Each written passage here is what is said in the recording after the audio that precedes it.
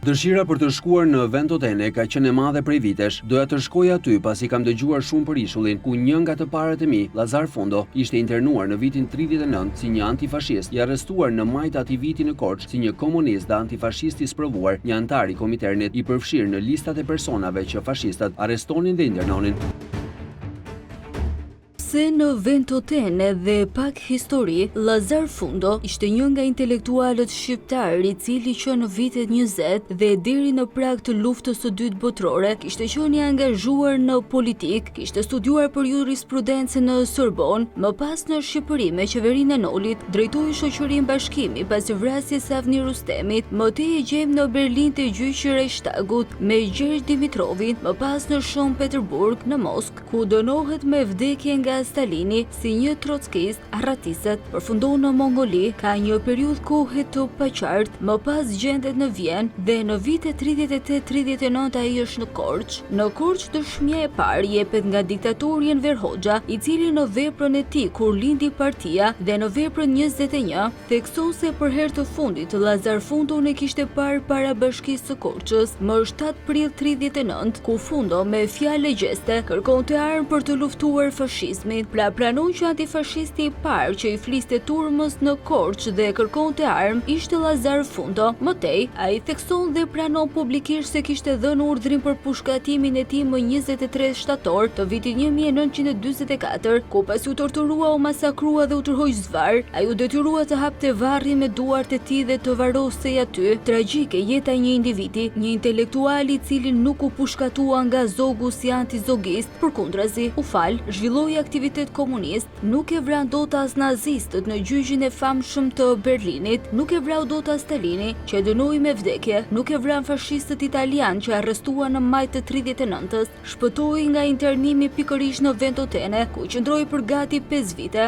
Vjen në Shqipëri të luftoj kundër nazizmit për çlirimin e vendit të tij, kapet dhe pushkatohet pa gjyq nga komunistët, që e quanin tradhëtar, pa e njohur fare. Në fakt Lazar Fundo nuk kishte asnjë lidhje historike me komunistët shqiptar si Enver Hoxha, sepse Partia Komuniste Shqiptare themeluar nga Miladin Popovici dhe Dušan Mugosha, me vendosjen e Enver Hoxhës në krye të saj, është më 8 nëntor 1941, ndërkohë që Zai Fundo prej 2 vitesh e gjysmë ndodhej i internuar po si komunist në Ventotene, por pasi lidhje me individët, sidomos Enver Hoxhën, që kishte themeluar Partinë Komuniste në Shqipëri, që më pas e zhyti vendin në diktaturë gjakatare. Kjo hyrje me pak fjalë ishte pjesa nxitse për të kuptuar se si një njeri që siç sot dhe vet e idealizonte komunizmin si Krishtin dhe në fund e theksonte se komunizmi për nga ligësitja kalonte dhe djallit, përfundon tragjikisht nga një intelektual, një poliglot, nga një ideolog i së majtës dhe komunistëve në viktimë të tyre me një fund tragjik. Enver Hoxha vrasjen e tij e përmend shpesh me krenari në librat që shkruan. Te libri me Stalini thekson se vetë diktatori sovjetik e kishte pyetur ç'u bëhet me Zai Fundon, ndoshta të vetmi shqiptar që ai njihte dhe përgjigja ishte e qartë, e kemi vrarë, mirë bot, i tho Stalini Enverit, këto janë dëshmitë e diktatorit.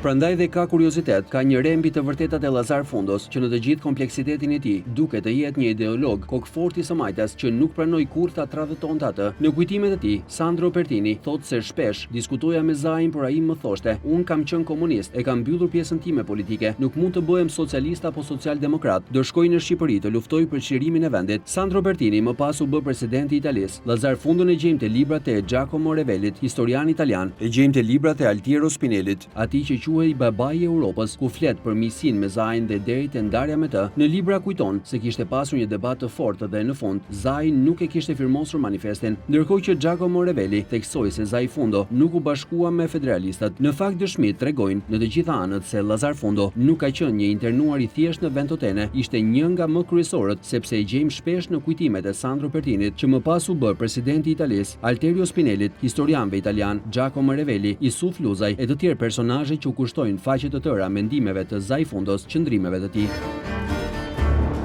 Prandaj dhe vajtja në Ventotene, gjytja e dëshmive, vendit ku ai kishte qenë internuar, ishte një mision shpirtëror dhe detyrim moral mjaft i rëndësishëm. Në grupin që shkon për të ndërtuar apo për të gjetur gjurmë jo vetëm të Zai, por dhe të shqiptarëve që kanë qenë në Ventotene, pasi atje gjendej Zef Malaj, gjendeshin Butkallint, Kryezint e kështu me radhë shumë të tjerë. Flitet për një grup prej rreth 100-150 internuari shqiptar, ku mbi të gjithë shkëlqente Zai Fundo, me intelektualitetin e tij, dialogjet e forta, debatet dhe me aty që Altiero Spinelli në fund thekson britmën e Lazar Fundos, Viva Italia Libera, në momentin kur megafonët njoftonin rënien e fashizmit në ishullet të burgosurit. Këtë fakt e shohim shpesh të përmendur në libra, por këto janë pjesë e jetës së tij që pati atë fund tragjik që ne e përmendëm më sipër. Në Ventotene është një grup xhirimi të vëklan i gazetarit Blendi Fevziu së bashku me regjizorin Indrit Kasmi dhe operatorin Jurgen Malo. Gjithashtu, kreu i grupit parlamentar të Partisë Socialiste Niko Peleshi, i cili nuk është rastësisht në këtë udhëtim, baba i tij, Alex Peleshi, 15 vjeçar ka qenë internuar në Ponza dhe më pas në Ventotene, ku është njohur me Lazar Fundon, ka qëndruar për disa muaj atje internuar. Alex Peleshi ka qenë vetëm 15 vjeç kur është internuar, pasi ishte kapur duke shpërndar trakte. Në familjen Fundo është nga të parët që ka trokitur pas rënies së komunizmit dhe ka folur si e njohu Zai në Ventotene e më pas kur e pushkatuan në Kolesian. Në grupin drejt Ventotenes është edhe skulptori Adi Dule, njeriu që po punon me përkushtim dhe pasion dhe shumë shpejt do të vendos pikërisht atje ku Zai Fundo ka mbajtur fjalimin e tij të fundit, bustin e politikanit, intelektualit dhe filozofit Korçar.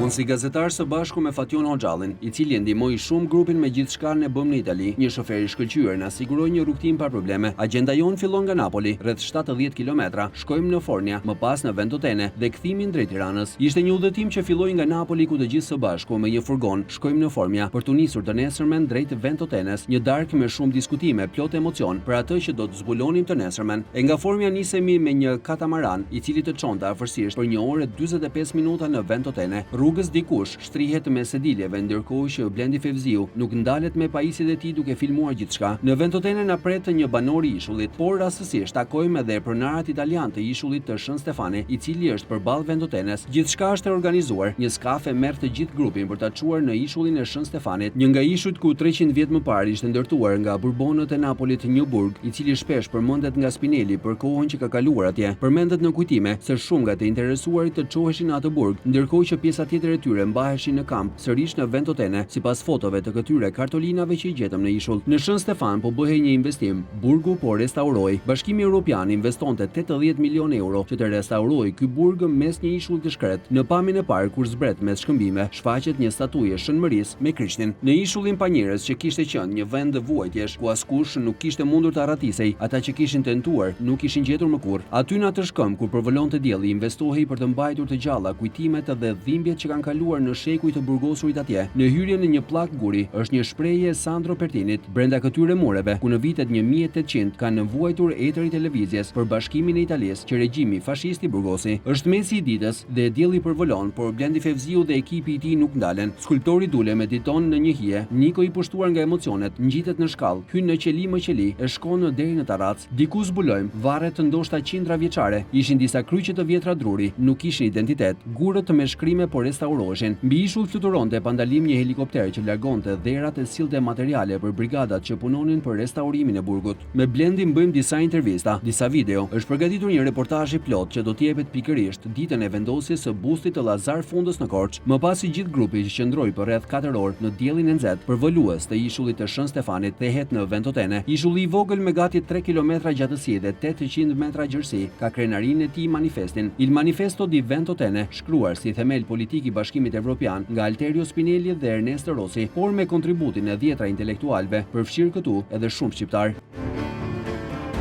Shëtisim në përishullin e vogël pas 2 rrugicash të shkurtra, shfaqet sheshi qendror ku ndodhet edhe bashkia, muret të mbajnë fotot dhe shënimet e autorëve të manifestit të Ventotenes. Përballë gjejmë një librari, menjëherë sapo i prezantohem shitësit se kërkoj materiale apo dokumente për Lazar Fundon, pasi jam nipi i tij, më vendosin në dorë 4 libra menjëherë, të Altiero Spinellit, Giacomo Revelli, Filomena Gargiulio apo dhe vetë manifestin e Ventotenes. Shkojmë te bashkia, shëtisim ishullin e vogël i cili kuptohet ka ndryshuar shumë nga koha kur ka qenë një shkom me kapanone që qëndroni të burgosurit antifashist për rreth 5 apo 6 orë në mbledhim ato materiale që mundëm, filmuam, besojmë se realizuam diçka, përjetuam më shumë emocione të forta të një gjurmë me histori europiane, ku shqiptarët kanë kontributin e tyre. Një emocion shumë i madh që në fakt të kthente përtej pikëllimit një gëzim, gjeje rreth vetes atmosferën e një ndjenje krenarie, pasi atje ku Bashkimi Evropian thotë se ka gjurmë të ditë të para, atje kanë qenë dikur të internuar shqiptar, intelektual, filozof, të cilët janë autorët e themeleve të para të Bashkimit Evropian.